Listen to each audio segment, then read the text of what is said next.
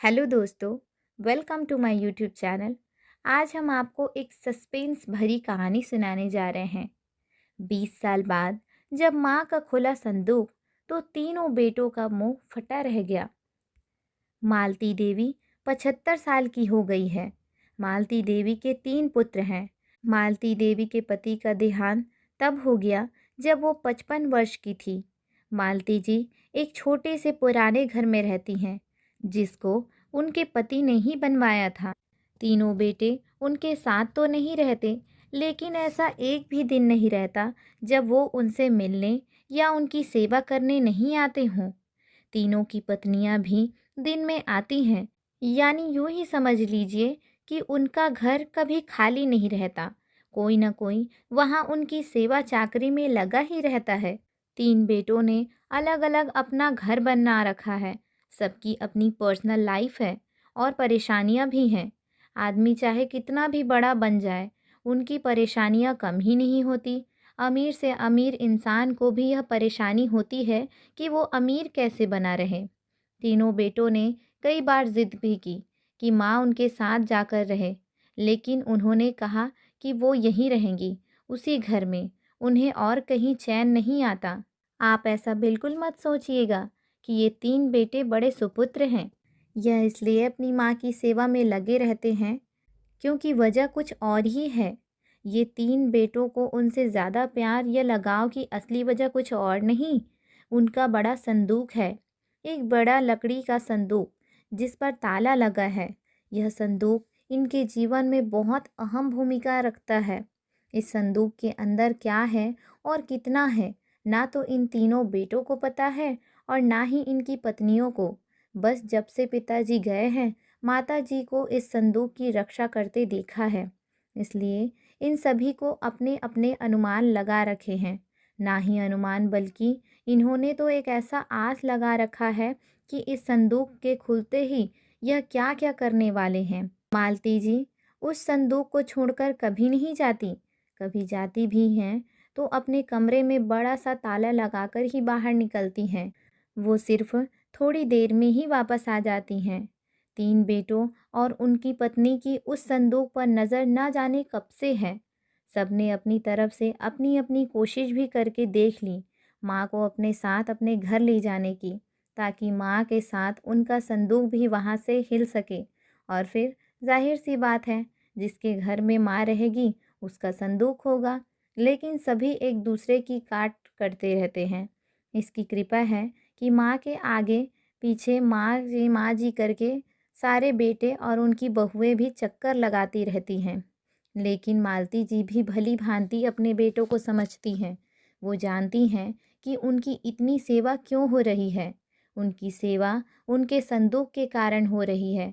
उन्हें पता है, जिस दिन यह संदूक इनके हाथ आया, उस दिन उनका मूल्य कुछ भी ना रह पाएगा।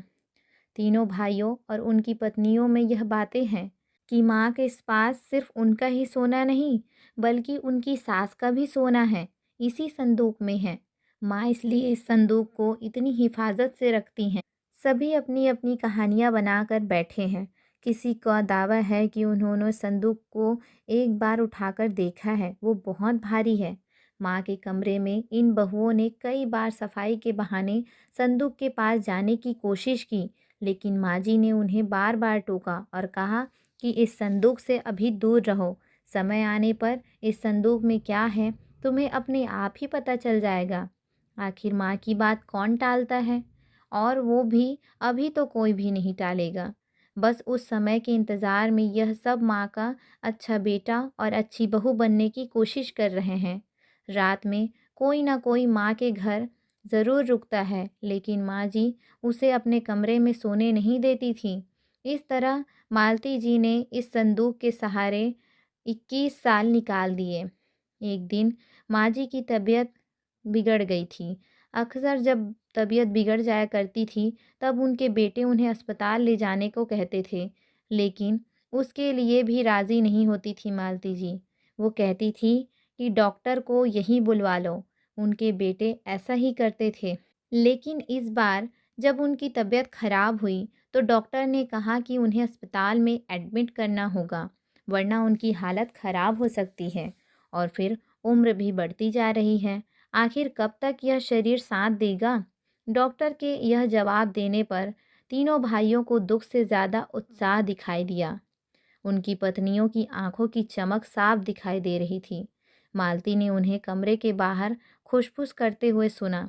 तीनों इस बात पर चर्चा कर रहे थे कि माँ के जाने के बाद संदूक में जो भी है वो आपस में बांटा जाएगा, सबको बराबर बराबर मिलेगा। मालती जी ने जब यह सुना तो उनको अंदाज़ा लग गया कि अब समय हो गया है इन सबको यह बताने का कि आखिर इस संदूक में क्या है।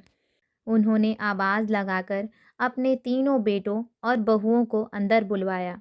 सबने आते ही कहा, माँ अस्पताल चलते हैं, आप वहाँ जाकर ठीक ही हो जाएंगी। माँ ने कहा कि पहले वो जान लो जिसके लिए तुम सब इतने सालों से चक्कर लगा रहे हो, इसके बाद तुम्हारी मर्जी। इस संदूक में तुम तीनों के लिए मेरे पास कुछ है जो मैं तुम्हें आज देना चाहती हूँ। माँ ने अपने तकिए के नीचे से एक चाबी निकाली और धीरे से खड़ी होकर संदूक को खोलने के लिए नीचे झुकी। वहाँ खड़े होकर सभी बेटे और बहुओं की धड़कन तेज थी। आज उनके बरसों का इंतज़ार ख़त्म हो रहा था। माँ ने संदूक खोला।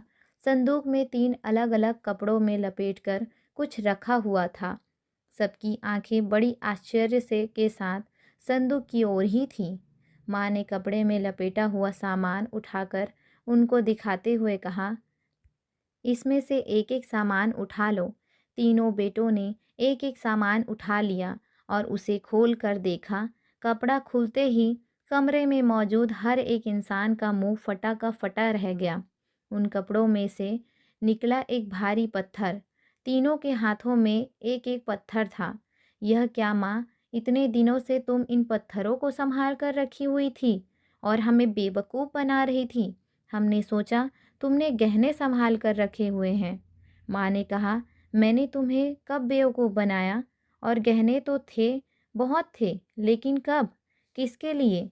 कितने बेचे इसका मैंने हिसाब नहीं रखा। जब तुम्हारे पिता आखिरी समय में थे तब हमारे पास कुछ भी नहीं था। तुम तीनों ने शादी के बाद ऐसा मुंह फेरा कि तुम्हें क्या पता किस अभाव में हम उनका अंतिम समय गुजरा है। पर उस समय भी उन्होंने तुम्हें कुछ नहीं कहा। उन्होंने उस समय भी मेरा सोचा। उन्हें पता था कि उनके जाने के बाद उनके बेटे मेरे साथ भी यही करने वाले हैं। इसलिए उन्होंने मेरे लिए इस संदूक का उपाय खोजा। देखो कितना सही उपाय दिया था। तुम लोगों को बेवकूफ़ बनाना या तुम लोगों से सेवा कराना या उनका मकसद नहीं था। वो तो चाहते थे कि उनके जाने के बाद मैं अकेली न रहूं, बेटे मेरे साथ ही रहे, मेरी आंखों के सामने। बस यही इच्छा थी। अब मैं शायद ज़्यादा ना रहूं, इसलिए मैंने तुम्हें सच बता दिया।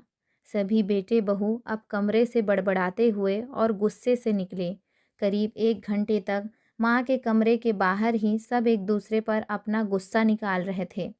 बहस हो रही थी कि अब माँ को अस्पताल ले जाना है कि नहीं, और ले जाएगा तो खर्चा कौन उठाएगा। माँ जी अपने बिस्तर पर लेटी हुई सब सुन रही थी। तो दोस्तों, आपको यह कहानी कैसी लगी हमें कमेंट में ज़रूर बताइएगा। और अगर आपको ये कहानी अच्छी लगी तो वीडियो को लाइक कीजिएगा, हमारे चैनल को सब्सक्राइब कीजिएगा और बेल बटन को भी ज़रूर प्रेस कीजिएगा ताकि इसी प्रकार की अच्छी अच्छी कहानियाँ आप तक पहुँचती रहे। और यहाँ उपस्थित शिक्षाप्रद कहानियाँ आपका मनोरंजन करने के साथ साथ दिशा भी देगी। तो बने रहिए हमारे साथ और हमारे प्रयास को सफल बनाइए। तब तक के लिए थैंक यू। राधे राधे।